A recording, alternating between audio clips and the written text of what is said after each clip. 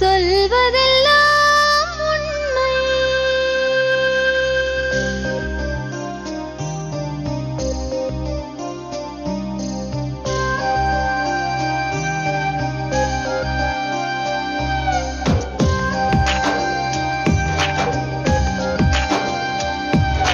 மெழுகாய் வழிந்தோடும் ஒரு விழியின் கதையில் மெலிதாய் ஒரு சோகம், அதை அறிவார் எவரோ. பழுதாய் அலைந்தோடும் ஒரு வாழ்க்கை படகை முழுதாய் கரை சேர்க்கும் வழி சொல்வார் எவரோ. சொல்வதெல்லாம் உண்மை.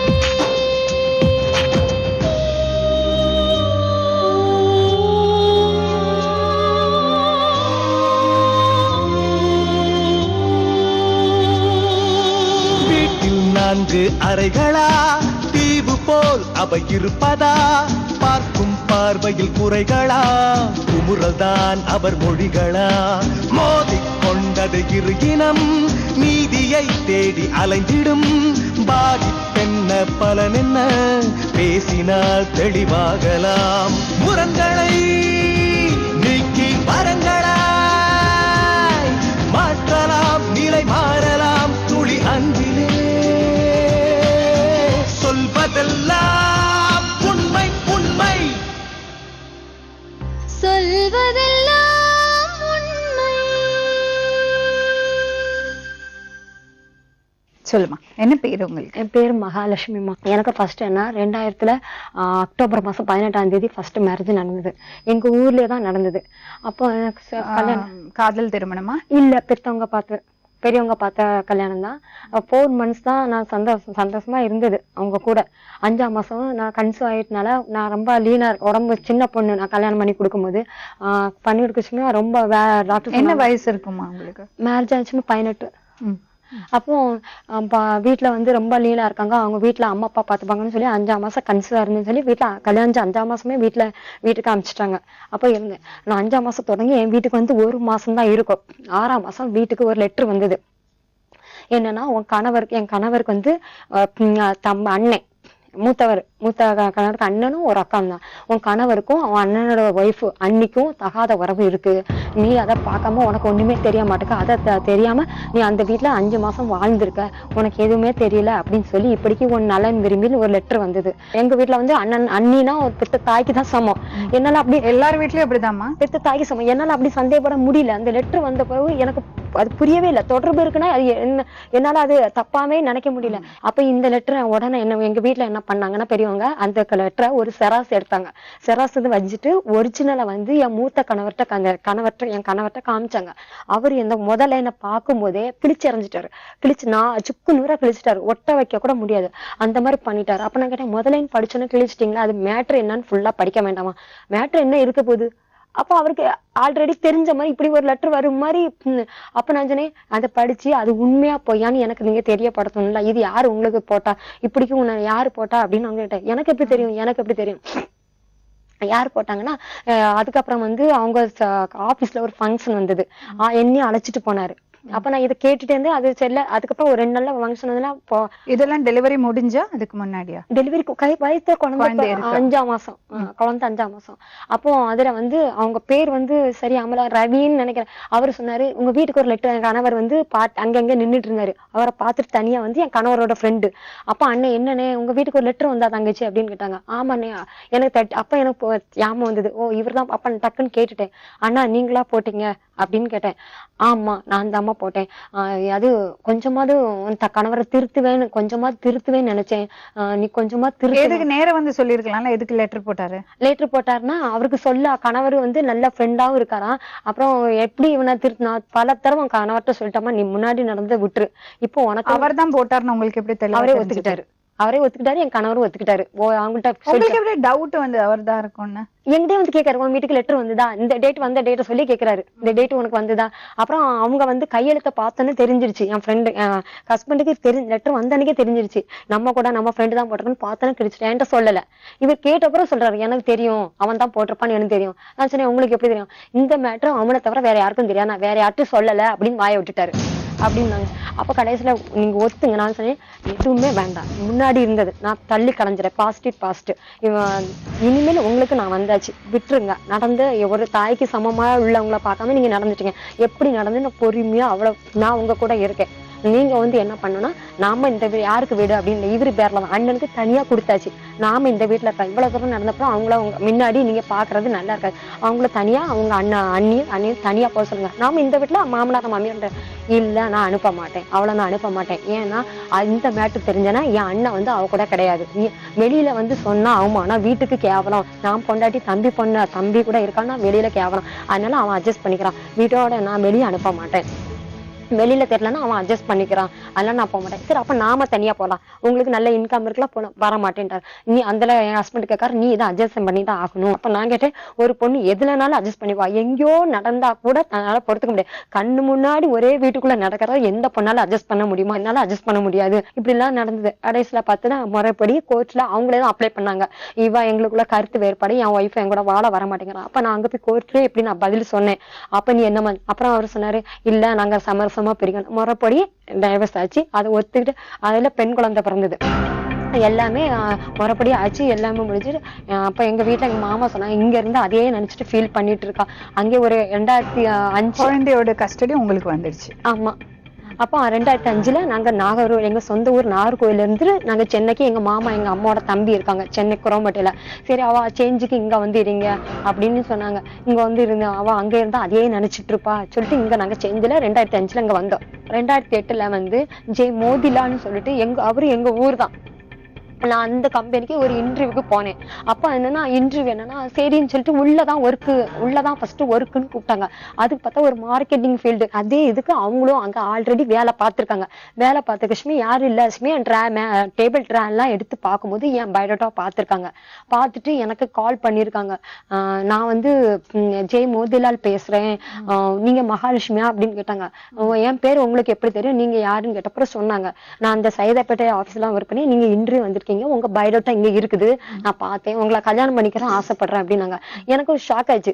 சார் என்னை பத்தி எதுவுமே உங்களுக்கு தெரியாது, எனக்கு மேரேஜ் ஆச்சா இல்லையா எதுவுமே உங்களுக்கு தெரியாது, எடுத்தனே ஒரு பொண்ணை கல்யாணம் பண்ணிக்கிறேன்னு கேக்குறீங்களா எப்படின்னு. அது வந்து நீங்க எங்க அப்பா பேரு வச்சு கடந்து அதனால நாங்களும் சரி அந்த இதுல இஷ்டப்பட்டு நான் கேக்குறேன் சொல்லி அது மட்டும் போதுமா, எதுவும் என்னை பத்தி தெரியணுமா, தெரிஞ்சுக்கலாம், நீங்க நேர்ல வாங்க, உங்களை பத்தி ஃபுல்லா சொல்லுங்க, என்னை பத்தி தெரிஞ்சுக்கோங்க, நம்ம பேசுங்க. சரி அப்ப நான் சொன்னேன், எனக்கு இது இல்ல, நான் பேசி முடிவெடுக்க முடியாது, எங்க அம்மா அப்பாட்ட பேசிடுங்க, எதுனாலும் எங்க அம்மா பேசுனேன், எனக்கு இப்ப எதுலயுமே இன்ட்ரெஸ்ட் இல்ல, எங்க அம்மா அப்பாட்ட பேசுங்க அப்படின்னு. அதுல வந்து அட்ரஸ்லாம் இருந்தது, எங்க வீட்டு அட்ரஸ்ல இருந்து. அது அவங்க அம்மா அப்பாட்ட சொல்லி அவங்க அம்மாட்ட சொல்லி நேரம் அவங்க அம்மாவை கூட்டிட்டு வந்து சென்னைக்கே எங்க வீட்டுக்கு வந்துட்டாங்க. எதுக்கு அப்படி கல்யாணம் பண்ணாங்க? ஒரு கல்யாணம் ஆன பொண்ணு எதுக்கு அவங்க வந்து கேக்குறாங்க? அவங்க வந்து ரொம்ப பையன் இஷ்டப்பட்டு அவன் சொன்னான், அம்மா எனக்கு ரொம்ப பிடிச்சிருக்குமா, அது பார்த்த உடனே சொல்லிச்சு, எனக்கு இப்படி ஆச்சு எல்லாம் ஆச்சு, எனக்கு குழந்தை இருக்கு, எனக்கு பெண் குழந்தை இருக்கு, குழந்தைதான் எனக்கு இது, அதை சந்தோஷமா வச்சுக்கணும் எல்லாமே சொன்னேன். பார்த்தோன்னே அது எல்லா வெள்ளாந்தியா சொன்னனால எனக்கு அதை பிடிச்சிச்சுமா, அதை நான் கல்யாணம் பண்ணிக்கிறேன் அப்படின்னு. அப்புறம் இவங்களும் வந்தோன்னு ஒண்ணுமே சொல்லாங்க, எனக்கு இருக்கட்டும். இவங்க ஃபர்ஸ்ட் டைம் முதல்ல என்ன இல்லாம வேற ஒரு பையனுக்கு, அவங்க பையனுக்கு வேற ஒரு பொண்ணை பார்த்திருக்காங்க, அதுவும் டைவர்ஸ் ஆன பொண்ணை தம்பி பார்த்திருக்காங்க. எங்ககிட்டே சொல்லிருக்காங்க, இவனுக்கு முதலே ஒரு டைவர்ஸ் ஆன பொண்ணை தான் பார்த்திருக்கேன், அந்த பொண்ணு குண்டா இருக்குதுனால பிடிக்கல, பிளாக்கா இருக்குன்னு சொல்லி பிடிக்கலன்னு சொல்லிதான் சரி இப்ப நான் அலன்ஸ் பண்ணுறேன் அப்படின்னாங்க. சரின்னு சொல்லிட்டு பெரியவங்க முறைப்படிதான் சொல்லிட்டு எனக்கு 2008 ஆகஸ்ட் 21 மேரேஜ் ஆச்சு. இவங்க வேண்டானே இருந்தேன்னா இந்த முதல்ல அவ்வளவு தூரம் என்கிட்ட பேசி நான் நல்லா அவங்க வந்து என் பொண்ணு மாதிரி பார்த்துப்பேன்னு சொல்லிதான் கல்யாணம் பண்ணாரு. அவரு அவ்வளவு தூரம் பேசினாரு. ரெண்டாவது இந்த பொண்ணை கெட்டி கொடுத்தீங்கல்ல, அப்ப விசாரிக்கலையா பையனை பத்தி? சரியா நாங்க இங்க இருக்கோம், குராம்பேட்டையில இருக்கோம். இங்க வந்து ஒரு வாரம் எங்க வீட்டுல தங்கினாங்க. எங்க ஊர்னாலும் வேற ஊர்னா தங்க வைக்க மாட்டோம். இங்க வந்து ஒரு வேலைக்கு போனோம், கஷ்டம் வேலையை போச்சோம். அங்க போன இடத்துல நம்ம ஒரு அச்சண்டு பழகி அவன் சொல்லி போன் பண்ணி எம்ம ஒரு பொண்ணை பார்த்தோமா, எனக்கு பிடிச்சிருக்குமா வாமானா. அவங்க உடனே வந்தாங்க. வந்து எங்க ஊர்ல ஒரு வாரம் தங்கினாங்க. தங்கி எங்க வாழ்க்கை வரலாம் சொன்னோம். சொல்லி எல்லாம் தான் ஸ்ரீமனா எவ்வளோன்னு பாட்டு கேட்டாங்க. 5 உருப்படி 20 ரூபாயும் தரணும். அதே மாதிரி சொன்னாங்க மேடம். அப்ப 500 வரையும் கொண்டு தருவாம்மா, உங்க வீட்டோட வச்சுடுங்க, நீங்க அங்க விடாதீங்க, சொந்தக்காரர்கள 2ஆம் தரம்னு தெரியாண்டாம், குழந்தை இருக்குன்னு தெரியாண்டாம், இங்க இருக்கா ஒத்துன்னு தெரியாம போயிரும். எதுக்காக இப்படி 2ஆம் தரமா கேக்குறாங்க? 2ஆம் தரம் அவங்களுக்கு யாருமே பொண்ணு கொடுக்க மாட்டாங்க. 15 வயசுலயே குடிக்க இறங்கிட்டானோ. ஆனா அப்ப எல்லாம் குடிகாரர் இந்த பழக்கத்துக்கு அது தெரியாது. தெரியாது. சரி, அப்புறம் கல்யாணத்துக்கு அப்புறம் என்ன? நிச்சயமா அன்னைக்கு இவங்க குடிச்சிட்டு இருக்காங்க. எங்க தம்பி வர அந்த மாதிரி எனக்கு போன் பண்ணி சொல்லுங்க, ஏட்டி குடிப்பானேட்டி, அவன் குடிச்சிட்டு பேசிட்டே இருக்க, உளறிட்டே இருக்கான். என்கிட்ட சொன்னாங்க, ஃப்ரெண்ட்ஸ் மாதிரி பார்ட்டி வைக்கிறான், உனக்கு மேரேஜ் ஃபிக்ஸ் ஆயிக்கல, ஃப்ரெண்ட்ஸ் மாதிரி பார்ட்டி வைக்கிறான், ஒரு நாள் ஜாலியாட்டு பார்ட்டி வந்தாதான் அடிப்பேன் அப்படின்னாங்க. அப்புறம் நினைச்சேன், சரி ஒரு பார்ட்டி வந்தா அடிக்காங்க, ஒரு விஷயத்துக்காண்டி கல்யாணம் சம்பளமும் ஆயிடுச்சு, அப்போ ஒரு பார்ட்டி வந்தா தான் அடிப்பாங்க. அப்புறம் கல்யாணம் அப்புறம் தான் எல்லாம் சொல்றாங்க, என்னால இருக்கவே முடியாது, ட்ரீட்மெண்ட் எவ்வளவோ என் நகைய வந்து தெரியும், குளிக்க போகும்போது கோயிலுக்கு போகும்போது எனக்கு தெரியாமலே எடுத்துட்டு கொண்டு போய் அடகு வச்சு, அப்போ ஒரே நாள்ல அது 5000 ரூபாய்க்கு வச்சாலும் சரி 10,000 ரூபாய்க்கு வச்சாலும் ஒரே நாள் எடுத்துருவாங்க. சாப்பாடு கூட வேண்டாம், காலை மதியம் நைட்டு நம்ம சாப்பிடுறது மாதிரி அவருக்கு அதான் சாப்பாடு. பார்த்தப்போ கூட உங்களுக்கு தெரியலையா? அது என்கிட்ட என்ன சொன்னாங்க தெரியுமா, என்கிட்ட கேக்குறாங்க, என்ன பார்த்தா கூட ட்ரிங்க்ஸுக்கு அடிக்ட், ட்ரிங்க்ஸ் சொல்ல முடியாது, அப்படி பேசுவாங்க. என்ன பார்த்தாலே உனக்கு குடிகாரன்னு தெரியல, உலகத்திலேயே படிச்ச முட்டாளு.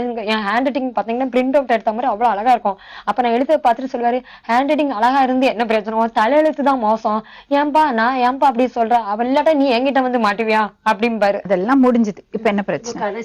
கடைசியில வந்து கேரளா பக்கம் கொண்டு கூட்டிட்டு போனாங்க. அந்த 10 நாள் அங்க இருந்து கொண்டு 2 குழந்தைகளை விட்டுட்டு நான் அவருக்குள்ள சாலக்குடியில போய் இருந்தேன் ட்ரீட்மெண்ட்ல. இங்க சானிட்டோரியத்துல ஒரு ட்ரீட்மெண்ட், அதுக்கு வரமாட்டேன்ட்டாரு. சாலக்குடிக்கு என்ன கூட்டிட்டு போ, அங்கதான் நான் எடுப்பேன், அங்க எடுத்தா நான் முழுசா நான் தொடவே மாட்டேன், குழந்தைய கொண்டு சத்தியம் பண்ணாரு. சரின்னு சொல்லிட்டு நாமளும் சரி பிள்ளைய விட்டுட்டு 10 நாள் போனேன். அந்த போன ஃபர்ஸ்ட் நாள் 10 நாள் இருந்தேன். ஏன்னா அவங்க உள்ள போயாச்சுன்னா 10 நாள் கழிச்சா விடுவாங்களா, அந்த ட்ரீட்மெண்ட் முழுமையா எடுக்கணும்னு. ஃபர்ஸ்ட் நாளே ஈவினிங் நைட்டு 7 மணிக்கு அங்க கடந்தா என்ன பேசாம கம்முன்னு கடவுளையே நினைச்சிட்டு இருந்தேன்.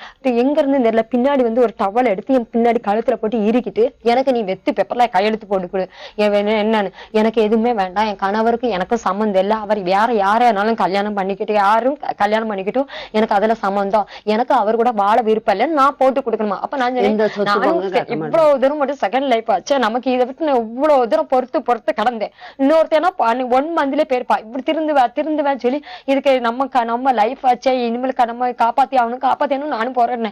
இப்ப நான் எப்படிப்பா உனக்கு சைன் போட்டு தர முடியும், நான் திருந்தணும், நல்லபடியா திருந்தணும், நான் குழந்தைய போட்டு வந்து தர மாட்டேன்னு.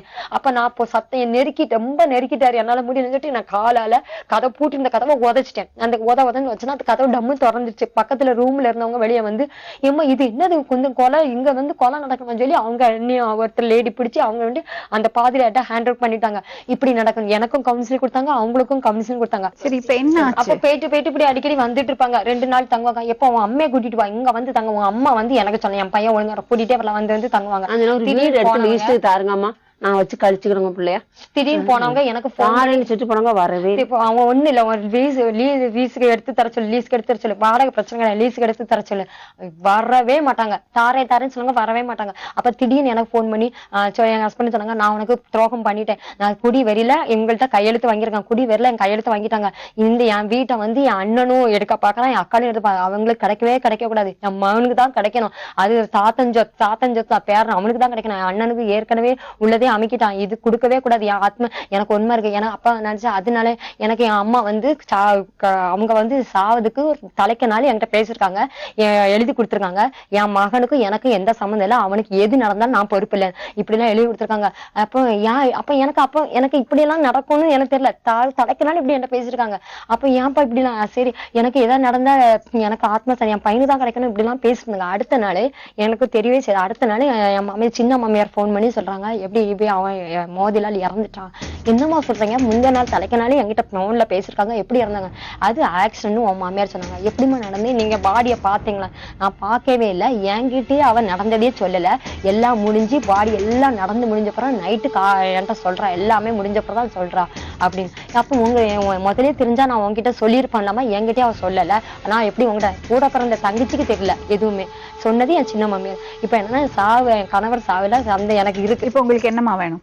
என் கணவருக்கு என்ன நடந்து தெரியும், அவர் ஆக்சிடென்ட்ல எவ்வளவு நாள் ஆச்சு நடந்து? இது மார்ச் மாசம் இறந்தாங்க, கரெக்டா டேட் தெரியாது என்கிட்ட. இவ்வளவு நாள் என்ன பண்ணீங்க? ஒவ்வொரு இடமா போன மிஸ், நான் ஆரம்பி ஸ்டேஷன் போனோம் மேடம், ஆரம்பி அவங்க ஊர்ல வந்து நம்ம ஆரம்பி ஸ்டேஷன் போனேன் ஃபர்ஸ்ட், 2வது எஸ்பி ஆபீஸுக்கு போனேன், அங்கெல்லாம் என்ன பேசவே விடல, அவங்க என்ன சொன்னாங்க அதை என்ன பேசவே விடல.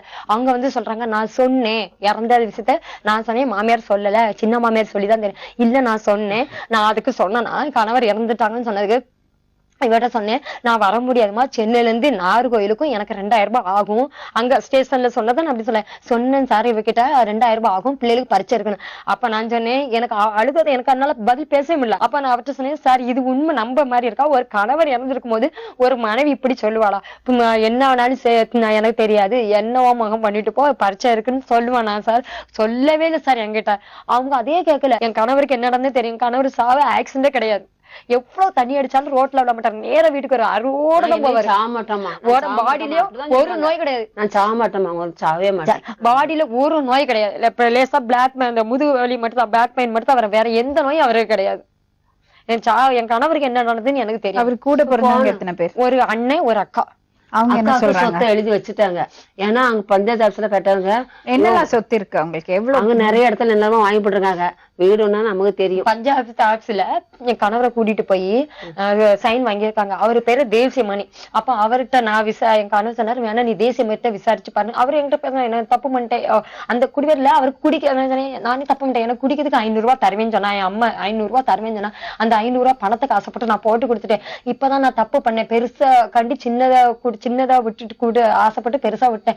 எனக்கு இப்ப இருக்கு என் சொத்து, எனக்கு வேணாம், நான் தப்பு பண்ணிட்டேன்னு சொல்லிட்டு அந்த குடிக்கிறதுக்கு எவ்வளவு இது வருவாரு அதே மாதிரி துடிச்சிருச்சாரு. எப்பா விடுப்பா, பையன் தானே, நாளை பார்த்துக்கலாம், நீ இப்ப முடி, நீ இப்ப ஒன்னும் என்கிட்ட கட்டு போல, நீ ஒழுங்கா வேலை பார்த்து அங்க போய் நாளைக்கு நான் சுயநிலை இல்லாம இப்ப இல்லாட்டா விவாதத்தாயிட்டுன்னு சொல்லிட்டு சொத்தை கையெழுத்து போட்டு இன்னைக்கு இல்லாட்ட கூட நான் சுயநிலை இல்லாம போட்டு கொடுத்தேன்னு சொன்னா, செல்லு இப்ப பொறுமையா ஏறி அப்படின்னு நீ வேணா தேசியமணிட்ட விசாரிச்சு பாரு எப்படின்னு. அவன்கிட்ட காலம் அவனுக்கு எல்லாம் தெரியும். அப்ப நான் அந்த அண்ணன்ட்ட விசாரிச்சேன். அவர் பேரு தேசியமணி, பஞ்சத்துல. அது உங்க மாமியார் வந்து உனக்கும் அவருக்கும் விவாகரத்து ஆயிடுச்சு அப்படின்னு சொல்லிதான் கையெழுத்து வரணும் சொன்னேன். சொத்து வரணும்னா மருமக வரணும், அவரு கல்யாணம் ஆச்சா, பொண்ணு வரணும், அவ வரமாட்டா, அவருக்கும் என் பையனுக்கும் டைவர்ஸ் ஆச்சு அப்படி சொல்லிதான் கையெழுத்து போட சொன்னாங்க. அதே மாதிரி விசாரிச்சு பாப்போம், விசாரிச்சு. அது 1.5 வருஷம் ஊர்ல வந்து கணவர் இறந்ததுக்கு ஊர்ல உள்ளவங்க கேட்டிருக்காங்க. இந்த ஆண்டோனா தான் சொன்னது, ஆண்டோ என்ன கேட்டிருக்காங்க, என்ன கேளுங்க ஒய்ஃப் வரலன்னு நான் தான் கேட்க சொன்னேன், எப்படி எல்லாம் கேட்டு பாருங்க அப்படின்னு. அது அந்த பொண்ணு இந்த பையனோட இறந்தவங்க ஒய்ஃப் வரலன்னு. அது ஒய்ஃப் வரலங்கிறது மாமியார் டைவர்ஸ் ஆச்சுப்பா, அவங்களுக்கு எப்பவுமே டைவர்ஸ் ஆச்சு, அவ எப்படி வருவா அப்படின்றாங்க.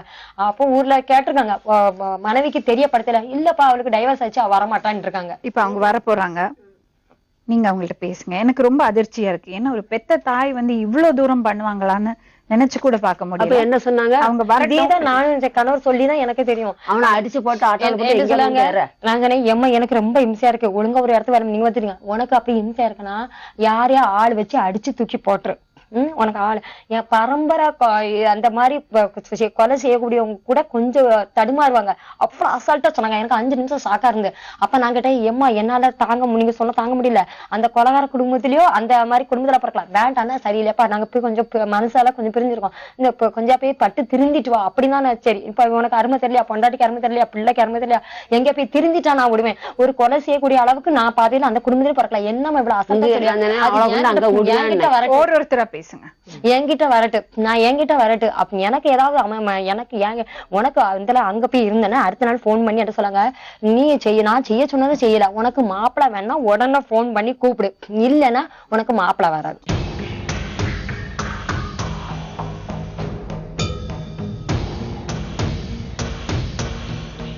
இது யாருமா? வருமா? நீங்க தானே பார்த்து கல்யாணம் பண்ணி வச்சீங்க? ஆமா. எப்படி நடந்தது கல்யாணம்? கல்யாணம் கோயில வச்சு நடத்தணும். அவன் வந்து மார்க்கெட்டிங் 2002ல இருந்தே மெட்ராஸ்ல தான் இருந்தாமா, மார்க்கெட்டிங்ல வேலை பார்த்தான். அப்போ இவ்வளவு லவ் பண்ணியிருக்கா, ட்ரெயின்ல போகிறதுல. அப்ப என்கிட்ட வந்து எனக்கு கல்யாணங்களேன்னு சொன்னான். அப்ப நாங்க சொல்லுவோம், நீ ஒரு வேலை நிரந்தர வேலையே கிடையாது, இந்த டைம்ல உனக்கு எப்படி கல்யாணத்தை கழிக்குது அப்படின்னு நாங்க கேட்டோம். எனக்கு இப்போ கல்யாணம் கழிக்கணும், நான் ஒரு பிள்ளைய லவ் பண்ணுங்க, அவ நம்ம ஜாதி தான் அப்படின்னு சொன்னா. நீங்க ஒத்துக்கிட்டீங்க? ஆமா, ஒத்துக்கிட்டேன். சரி, இப்ப கல்யாணம் பண்ணி வச்சீங்க. ஆமா. அப்புறம் பையன் எங்க இருந்தாரு? இங்கதான் இருந்தான், இவங்க தான் இருந்தான். ஆமா. அதுக்கு முன்னாடியே நீங்க இங்க வந்து இவங்க வீட்டுல எல்லாம் தங்கி இருக்கீங்க? தங்கியிருக்கேன். அப்ப சந்தோஷமா தான் இருந்தாங்க அவங்க? சந்தோஷம் எங்க, அவளுக்கு பைசா கொடுத்தா அவனை சந்தோஷமா வச்சுக்கிடுவா. இல்லன்னு சொன்னா பையனுக்கு கெட்ட பழக்கம் எது உண்டு? கெட்ட பழக்கம் உண்டு. நான் இல்லன்னு நான் சொல்றேன். அவங்கள குறை சொல்றீங்க எதுக்கு? இல்ல மேடம், நான் வந்து அவள்கிட்ட நான் ஏற்கனவே நான் சொல்லதானே, அவன் தண்ணி அடிப்பான் நான் சொன்னதுதான். கல்யாணத்துக்கு முன்னாடியே சொல்லிட்டீங்க? இல்ல, எதுவுமே நாங்க வந்து ஓப்பனா தான் நாங்க பேசுவோம். என் பெரியவனுக்கு வந்து சத்தியமா சொல்லல சார் மேடம், நான் சொல்லது மேடம், எனக்கு வந்து எப்படி கல்யாணம் பண்ணி கொடுப்பாங்க? அவ எனக்கு வாழ்க்கை வேணும் அப்படின்னா முதல்ல நல்ல கட்டுக்கிட்டுங்க மேடம், எனக்கு வாழ்க்கை வேணும்னு சொன்ன உடனே நான் இவ வந்து நோயாளின்னு தான் நினைச்சேன். இவளுக்கு ஏற்கனவே கல்யாண விஷயம் எங்களுக்கு தெரியவே தெரியாது. ஆனா எங்க நீங்க வீட்டுல சொல்லலையாமா? சொன்னா மேடம் சொல்லவே இல்ல, சொல்லுங்க. சொல்லவே இல்ல. எங்க வீட்டுல வந்து தங்கி நீங்க தங்கச்சி அந்த குழந்தை இருக்குல்ல? அந்த பிள்ளை யாருன்னு கேட்டதுக்கு எங்க அக்கா சிங்கப்பூர்ல வீட்டுல ஒரே மேடம் ஒரே பொண்ணு எப்படி மேடம் அக்கா வரும்? சொல்லுவேன். ஆமா சரி ஒரே பொண்ணு சொன்ன. சரி மேடம் ஒரே பொண்ணு சொல்லல, எங்க அக்கா வந்து இறந்து போனாங்க. எனக்கு நான் அக்கா ஒரே ஒரே என்ன பொண்ணு பார்த்து சொல்லுங்கம்மா, என்ன பார்த்து சொல்லுங்க. நீ சொல்லல என் பிள்ளை பார்த்து உன் மகன் பிள்ளை மாதிரி இருக்கு மேடம், மேடம் சொல்லல. அவளுக்கு எந்த அவளை யாருக்கு பார்த்து சொல்லுங்க. எங்க நான் சொல்றேன் மேடம், நான் சொல்றேன். ஏம்மா கொஞ்சம் சும்மா. போன்ல கொஞ்சம் கேளுமா. இந்த மேட்டர் வர முடியும். என் கணவர் உயிரோடு இருக்காரு. எனக்கு 2 குழந்தை, பெத்த தாய் மேல சத்தியமா சொல்றேன், 3 ஜீவன் மேல சத்தியமா சொல்றேன்.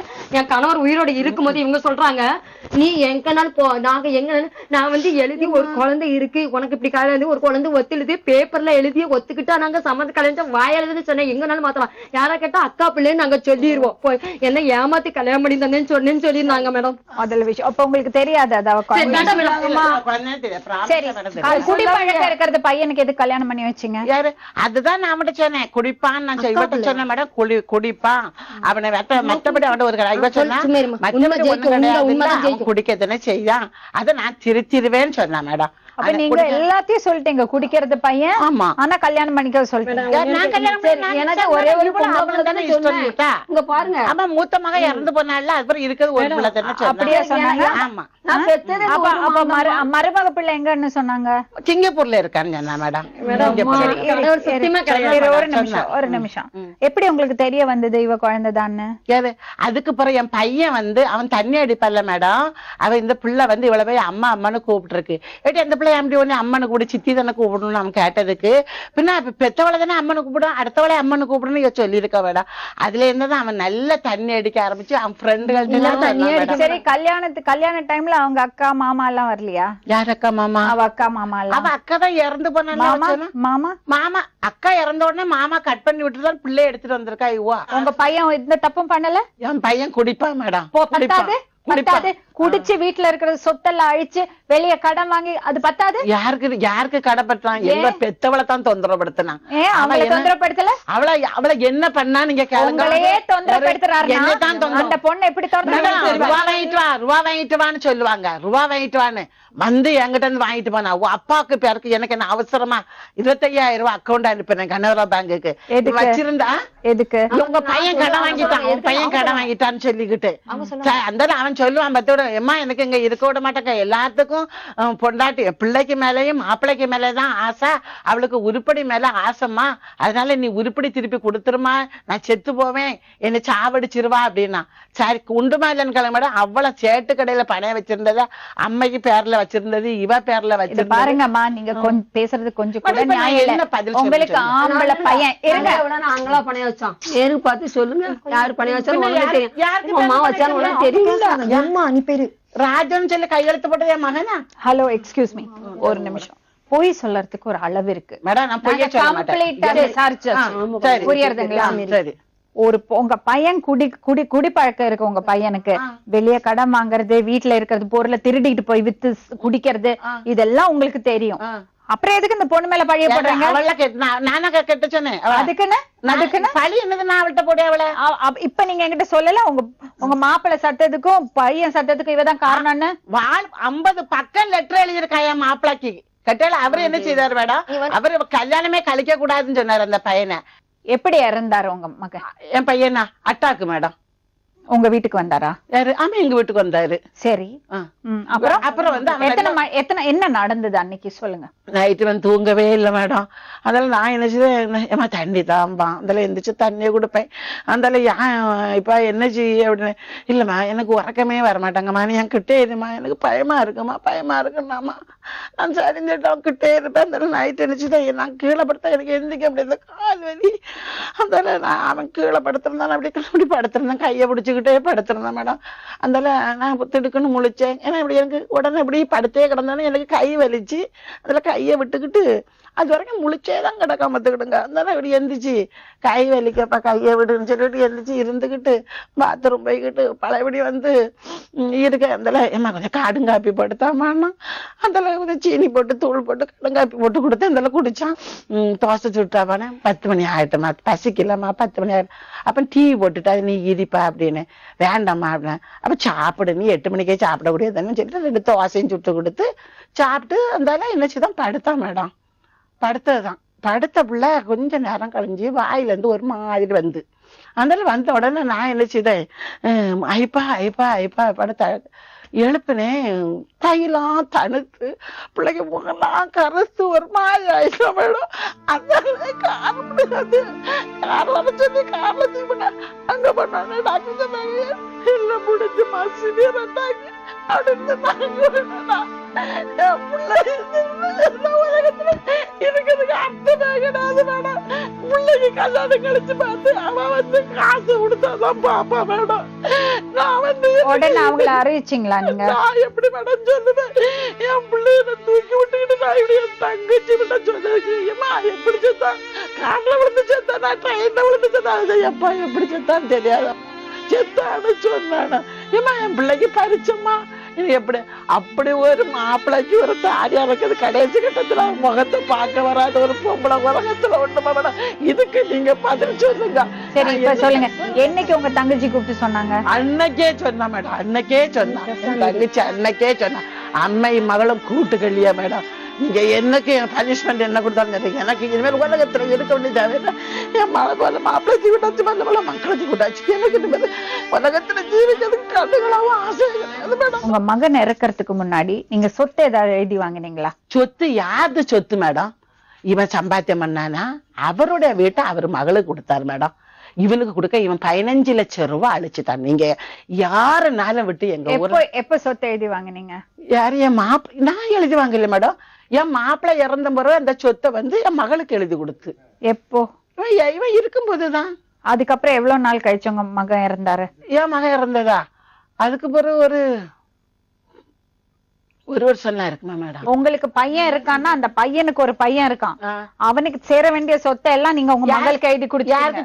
யாருக்கு சேர யாருக்கு சொத்து மேடம்? நான் சம்பாத்தியம் பண்ணனா? நீங்க சம்பாத்தியம் பண்ணதோ உங்க ஹஸ்பண்ட் சம்பாத்தியம் பண்ணதோ? 3 பசங்க இருக்காங்கன்னா 3 பேருக்கு கொடுக்கணும். அவனுக்கு நிறைய ரூபாய் வாங்கி கொண்டு கொடுத்தாச்சு. எப்ப கொடுத்தாங்க? எப்ப கொடுத்தாங்க? 2009 இவன் 2008 கட்டினான் மேடம். 2009 இருந்து அவன் ரூபாய் வாங்கி வாங்கி வாங்கி இவளுக்கு கொடுத்தா. வாங்கி கொடுத்தாலா தண்ணி அடிச்சாரா? யாரு கொடுத்தா? பொண்டாட்டி தான் கேட்க. அதெல்லாம் என்ன பண்ணாரு? நான் 1.25 லட்சத்துக்கு உருப்படி நான் திருப்பி கொடுத்திருக்கேன்.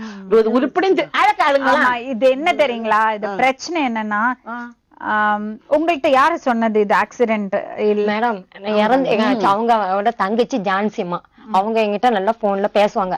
நம்பர் இருக்கா? ஆமா மேடம் இருக்கு, எல்லாமே இருக்கு. நான் எடுத்துங்க போலி லைன் மேடம். இவங்க ஏதாவது சொல்லி அங்க போலீஸ் ஆபீஸ்ல போச்சுமே அவங்க சம்பந்தப்பட்ட எல்லாருக்கும் நம்பர் சுவிச் ஆஃப் வந்தது. சரி ஒண்ணு வேண்டாம் மேடம், ஆண்டோன்னு ஒரு அண்ணனுக்கு நம்பர் தரேன். அவர் கிறிஸ்டியன், என் ஃப்ரெண்டோட என் ஹஸ்பண்டோட ஃப்ரெண்ட் தான், அவர்கிட்ட கேளுங்க. ஆண்டோ உங்களுக்கு தெரியுமாமா? எனக்கு தெரியும், என் பையனுடைய ஃப்ரெண்ட் மேடம். சரி ஹலோ சொல்லுங்க மேடம். மிஸ்டர் ஆண்டோ, நான் வந்து லட்சுமி ராமகிருஷ்ணன் சொல்வதெல்லாம் உண்மையில இருந்து பேசுறேன். சொல்லுங்க மேடம், உங்க வயசு தெரியும் மேடம். ஓகே, உங்க ஃப்ரெண்ட் மோத்திலால். மோத்திலால் அவரோட வைஃப் இங்க இருக்காங்க. சரி மேடம். மோத்திலால் எப்படிங்க இருந்தாரு மேடம்? மோத்திலால் இறந்த மர்மம் வந்து யாருக்கு தெரியல. அதே நேரம் இவங்க வந்து என்கிட்ட கால் பண்றாங்க. யாரு? மோத்திலால் வைஃப் மகாலட்சுமி. சரி, மகாலட்சுமி இறந்து மகாலட்சுமி சொல்லி ஒரு நாள் கழிஞ்சுதான் நான் அவங்க ஊர்ல போய் விசாரிக்க போனேன். சரி, அப்ப உங்களுக்கு தெரியாது அவர் இறந்தது? காட் பிராமிஸா தெரியாது, உண்மையிலே தெரியாது. சரி, ஓகே. அவங்க ஊர்ல விசாரிக்கிறேன். அவங்க ஊர்ல எல்லாருமே சொன்னது நிறைய இடத்துல நான் விசாரிச்சேன். ஏன்னா அவன் வந்து எனக்கு ஒரு ஃப்ரெண்டு. அப்ப விசாரிச்சோன்னா அப்ப அவங்க ஊர்ல உள்ளவங்க 2-3 பேர் சில விஷயங்கள் சொன்னாங்க. என்ன சொன்னாங்க? அம்மாட்ட அவன் சண்டை போட்டுட்டு போனான், அடுத்த நாள் திடீர்னு இறந்து போனான். ஆனா இறந்ததுல வந்து அவங்க அம்மாக்கு பெரும் பங்கு இருக்கு. அதே நேரம் இவன் அவங்க அம்மா இவனை சாகடிச்சிருக்கணும். இவங்க அம்மாவை சாகடிக்கலன்னா இவன் அவங்க அம்மாவை சாகடிச்சிருவான். ஏன்னா அவங்களுக்கு ஒரு வீடு இவனுக்கு ஏதோ பண்ணிட்டாங்க. என்ன பண்ணிட்டாங்க? என்ன மேடம்? என்ன பண்ணாங்க வீட? வீடு வந்து கொடுக்க மாட்டேன்னு சொல்லிட்டாங்களாம். சரி. கொடுக்க மாட்டேன்னு சொல்லி அவங்க சகோதரிக்கு அவனுக்கு அக்கால தங்கச்சியோ அவன் சகோதரிக்கு கொடுக்க சொன்னதாக இப்படி அந்த ஊர்ல உள்ள ரிப்போர்ட். சரிங்க, இப்போ உங்களுக்கு கன்ஃபார்ம்டா சொல்ல முடியுமா இது வந்து ஒரு கொலைன்னு? மேடம் நாங்க எஸ்பி ஆபீஸ்க்கு அவங்கள நான் தான் கூட்டிட்டு போனேன். அங்க எப்படி அவங்க நிரூபிச்சாங்கன்னு தெரியல, அது கொலை இல்லைன்னு ஆயிட்டு. ஆனா ஊர்ல எல்லாருமே சொல்றாங்க மேடம், நானும் கண்ணால பாக்கல, அவங்க ஊர்ல எல்லாம் சொல்றாங்க. அப்போ அதுதான் என்ன யூகிக்க முடியுது. நீங்க டெத் சர்டிபிகேட் பாத்தீங்களா? ஒண்ணுமே ஒரு எவிடன்ஸ் எனக்கு கிடையாது மேடம், எனக்கு ஒண்ணுமே தெரியாது. நான் வந்து எனக்கு ஒரு சகோதரியா இருந்தா அது என்ன செய்யணுமோ எனக்கு ஒரு ஃப்ரெண்டுக்கு வெயிட் பண்ணி தான் நான் இறங்கினேன். அவங்க வந்து தவறா சொல்றாங்க, அது கஷ்டமா இருக்கு மேடம். ஹலோ, இல்ல சொந்தக்காரங்களுக்கு யாருக்கும் இன்ஃபார்ம் பண்ணலையா? பாதி பேருக்கு இன்ஃபார்ம் பண்ணலையாமே? யாருக்குமே அவங்க இன்ஃபார்ம் இப்படி பண்ணீங்க? எல்லாருமே வந்தாங்க மேடம், என் குடும்பத்துக்கார எல்லாருமே வந்துதான். அப்புறம் ஏன் ஃப்ரெண்ட் வரல? இவன் வீடு எங்கேல இருக்குன்னா இவனுக்கு நம்பரே எனக்கு தெரியாது, அவளுக்கு தெரிஞ்ச அளவுக்கு எனக்கு தெரியாது. தங்கச்சிக்கே சொல்லல, அவங்க தங்கச்சிக்கே சொல்ல, அவங்க என்கிட்ட தங்கச்சியை காட்டு பாருங்க, எங்க தங்கச்சி நம்பர் இருக்கா? என்கிட்ட இல்லையே மேடம். மாமனாரோட அக்கா பையன் பேரு விக்னேஷ், அவங்க கிட்ட நான் போன் பண்ணி கேட்டேன், எப்ப இப்படி இறந்தாங்க, எப்படிப்பா இறந்தாங்கன்னு. அப்படி எதுவுமே ஆக்சிடென்ட் எதுவுமே சொல்ல மேடம். என் அக்கா மைனி எனக்கு எதுவுமே தெரிய இறந்தது. கேட்டதுக்கு வந்து என் கணவரோட அக்கா அதான் சொன்னாங்களா, தூக்கு மாட்டி இறந்துட்டாங்கன்னு சொல்லியிருக்காங்க. இவங்க என் ஆக்சிடென்ட்னு சொல்லியிருக்காங்க. அவங்க கிட்ட விக்னேஷ்ட தூக்கு மாட்டி இறந்துட்டாங்கன்னு சொல்லியிருக்காங்க. இப்போ சொல்றாங்க அந்த வீட்டுலதான் இறந்தாங்க. எந்த வீட்டுலன்னு கேளுங்க மேடம், எந்த வீட்டுல கேளுங்க. அந்த வீடு என் கணவர் சாவு முன்னாடியே அந்த வீட வாடகை விட்டாச்சு. எந்த வீட்டுல சார் இறந்திருப்பாங்க மேடம்? அந்த மண்டக்காட்டுல இருந்து 2 பர்லாங்கு தூரத்துல தான் இருக்கு எங்க அக்கா வீடு இருக்கு பத்துக்கிடுங்க. ஏன்னா எங்க வீடை வந்து நான் வாடகைக்கு கொடுத்துட்டேன் பத்துட, நான் கொடுக்கல, என் மகா. அக்கா வீட்டுல இறந்தாரு? ஆமா, அக்கா வீட்டுல. அக்கா வீட்டுல வேற யாரெல்லாம் இருந்தாங்க? அக்கா வீட்டுல அக்கா பையன் அத்தா எல்லாரும் இருக்காங்க. அப்ப ஏன் நீங்க என்கிட்ட முதல்ல அக்கா வீட்டு சொல்லல? வீட்டுல தானே இறந்தேன் நான் சொன்னேன். வீட்டுல எந்த வீடு? வீட்டுல வச்சு இறந்தான்னு தான் நான் சொன்னேன். வீட்டுல வச்சு இறந்தான் நான் சொன்னேன். நான் உங்ககிட்ட கேட்டேன், உங்களுக்கு எங்க இருந்து காப்பி, எப்படி காப்பி போட்டீங்க கேட்டேன்.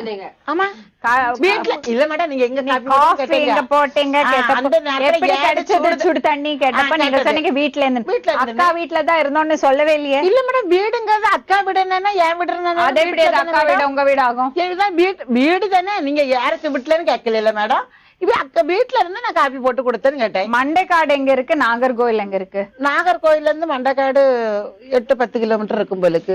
இவங்க 2 கிலோமீட்டர் வீடு மேடம், அங்கனைக்கு அங்கன பக்கம். நீங்க என்கிட்ட சொல்லவே இல்லையே அக்கா வீடு. அப்போ நீங்க தனியா தானே ஹாஸ்பிட்டலுக்கு டாக்டர்கிட்ட பாக்க கூட்டிட்டு போனீங்க, நீங்க தானே தோசை வாத்து கொடுத்தீங்க. ஆமா, வீட்டுல மத்தவங்க எல்லாம் பண்ணிட்டு இருந்தாங்க. அவங்களும் சேர்ந்தானே சாப்பிட்டு இருந்தாங்க, அவங்களும் 2 எல்லாம் சேர்ந்தானே சாப்பிடுறாங்க. அம்மா, ஆஸ்பத்திரியில இருந்து கால் வந்தப்ப நீங்க எங்க இருந்தீங்க? நான் வந்து மெட்ராஸ்ல இருந்தேன். மெட்ராஸ்ல இருந்து ஆஸ்பத்திரிக்கு போனீங்க. ஆமா, போயிட்டு பையனை கூட்டிட்டு டாக்டர்கிட்ட போனீங்க. ஆமா, டாக்டர்கிட்ட இருந்து அப்படியே எந்த ஊருக்கு போனீங்க? கருங்கலுக்கு போயிட்டோம். கருங்கல்ல உங்க ஆர்எஸ்டி வீட்டுல இருந்தீங்க. அடுத்த நாள் காலையில 8 மணிக்கு தோசை சாப்பிட்டுட்டு 10 மணிக்கு உங்க பையனோட கையெல்லாம் தனுத்து போனதுனால அவரை கூட்டிட்டு ஆஸ்பத்திரிக்கு யாரெல்லாம் போனீங்க? நான், அத்தான், வந்து டிரைவர் தான் நான் போனோம். அப்ப நடந்து மேடம் வந்தான். இல்ல நடந்து வரல, அப்போ ஒரு மாதிரிதான் இருந்தான் பத்தோடுங்க. பைய கூட்டிட்டு போனோம். கூட்டிட்டு போன உடனே அதுக்கப்புறம் கார்ல வச்சு இப்படிதான் இருந்தான் மேடம். அதனாலதான் என்னன்னு கேட்கும்போது கைகள் எல்லாம் தனுத்து உரமை இல்லாம இருந்தோடனே இப்படி போட்டு குலுக்கணும். குலுக்கி இப்படி வாயில இருந்து இப்படி வந்துகிட்டே இருந்து படுத்துடுங்க. அதனால பையன் மெதுவா எடுத்து கார்ல வச்சு ஆஸ்பத்திரி கொண்டு போனோம். கொண்டு போகும்போது வர நான் சும்மா இப்படி கெட்டி பிடிச்சிட்டேன். பிள்ளை இருந்தா மதினுங்க கெட்டி பிடிச்சிருந்தான். அதெல்லாம் ஆஸ்பத்திரி கொண்டு போனோன்னா கார்ல வச்சே பார்த்துக்கிட்டு எல்லாம் 1/2 மணிக்கு ஆயிட்டுமா அப்படின்னாரு. ஹலோ ஹலோ, வணக்கங்க. நான் லக்ஷ்மி ராமகிருஷ்ணன் பேசுறேன், சொல்வதெல்லாம் உண்மையில இருந்து. உங்க மனைவியோட தங்கச்சி வந்திருக்காங்க, லீலா. அவங்க பையன் மோத்துலால் வந்து இறந்துட்டார் இல்லையா?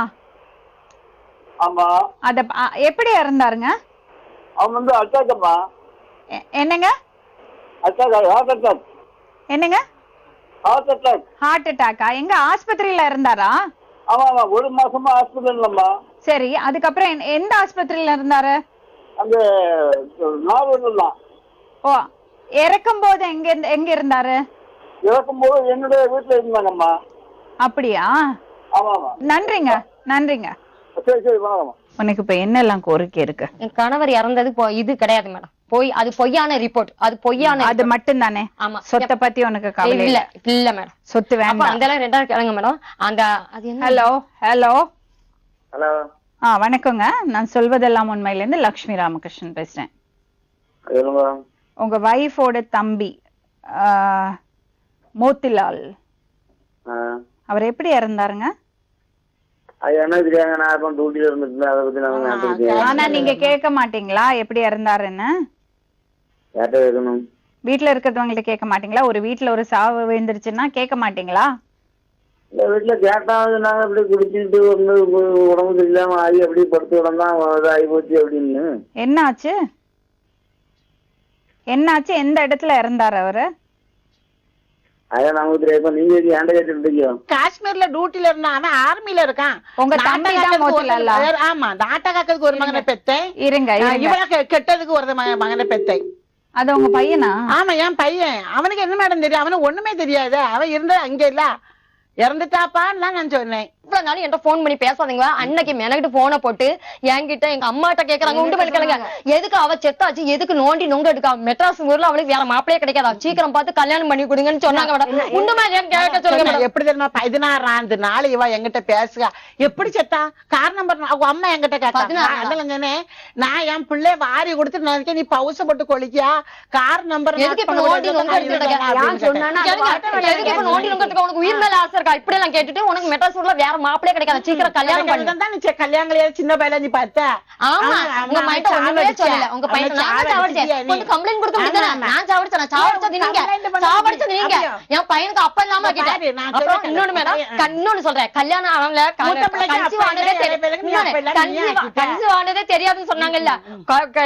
வயித்துல 4ஆம் மாசம் இவங்க சொல்றாங்க, குடிகாரனுக்கு பிள்ளை பெத்து வச்சிருக்கா, நாளைக்கு எதுக்கா சொத்து கிடைக்குன்னு சொல்லி வந்து அந்த பிள்ளை அழிச்சிரு. என்ன சாவடிச்சாங்க, பிள்ளை அழிச்சுன்னு சொல்லல. பிள்ளை இல்ல, என் பொம்பளை பிள்ளைக்கே பிள்ளை இல்ல சொல்லல. குழந்தை பிறக்காம பிறந்திருக்கு, குடிகாரனே குழந்தை எதுக்கு, அந்த பிள்ளை உங்க அம்மா எதுவுமே சாதிப்பான் கேட்டீங்களா? இவ வந்து நீங்க சொன்னது எதுவுமே கொஞ்சம் கடவுளுக்கு தெரியும், எழுத்து குத்து தெரியலன்னு சொல்லிட்டு இல்லன்னு சொல்லாது. சொல்லல மேடம், சொல்லல. என்ன சொல்லுங்க.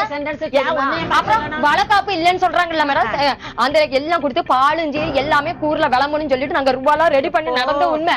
ஊருக்கே பழமும் சீனி எல்லாம் கொடுக்கணும் குழந்தை. அதுக்கு ஒரே ஒரு விஷயம் இருந்தாங்க அந்த சமயம். ஒரே நிமிஷம், சட்டப்படி உனக்கு சந்தேகம் இருக்குன்னு கம்ப்ளைண்ட் கொடு, கேஸ் அவங்க எடுக்கட்டும், அவ்வளவுதான். அதுக்கு நாங்க ஹெல்ப் பண்றோம், அவ்வளவுதான்.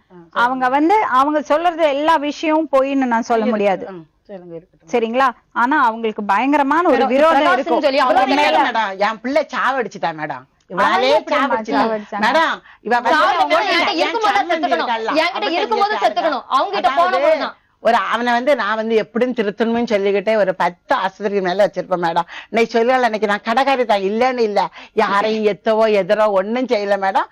இன்னும் என்னோட உழைப்பு. இவ்வளவு வயசாச்சு உங்களுக்கு, 3 புள்ள பெற்றிருக்கீங்க, அப்படி இருந்தும் இந்த சின்ன பொண்ணு இப்படி கரிச்சு கொட்டுறீங்க. மனசாட்சி இல்ல? எனக்கு மனசாட்சி இருக்கிறதுனால நீங்க குடிக்காரன் பையன் தப்பு பண்ணிருக்கான், சரிம்மா விட்டுடுமா, ஒரு நல்ல வார்த்தை அந்த பொண்ணுகிட்ட சொல்ல தெரியல மேடம். அவ என்ன கேட்டதுல மெட்ராஸ் ஊருக்கு நீ மாப்பிள்ளை பிடிக்க வந்திருக்கன்னு என்ன கேட்ட. 62 உங்க பையன் சொன்னது, உங்க பையன் நான் இல்ல, நான் சொல்ல மாட்டேன், நீ சொன்னது உங்க பையன். இத பாருங்க, இனிமே நம்ம பேசி பிரயோஜனம் இல்ல. இது வந்து நீங்க சட்டப்படி நடவடிக்கை எடுங்க, உங்களுக்கு என்ன ஹெல்ப் வேணுமோ கேளுங்க, நாங்க குடுக்குறோம். போக முடியாது, கோர்ட்டுக்கு தான் போனோம், வேற எப்படி பண்ணுவீங்க? என்ன சொல்றாங்க, எப்படி நீ எடுக்க போஸ்ட்மார்ட்டம் நான் பண்ணிட்டல, நீ என்ன செய்வேன்னு ஒண்ணு செய்ய முடியாது, சாம்பல் தான், அந்த சாம்பல் வச்சு ஒண்ணு போஸ்ட்மார்ட்டம் பண்ண போலீஸ்காரன் அந்த வார்த்தையே சொல்லல. உன்னால ஒண்ணு எதுக்கு நோண்டி வேற எவனா பார்த்து கல்யாணம் பண்ணிட்டு ஸ்டாப் பண்ணிருக்க. இத பத்தி யாரும் பேசாதீங்க, உங்களுக்கு எனக்கு எந்த சம்பந்தம் கிடையாது.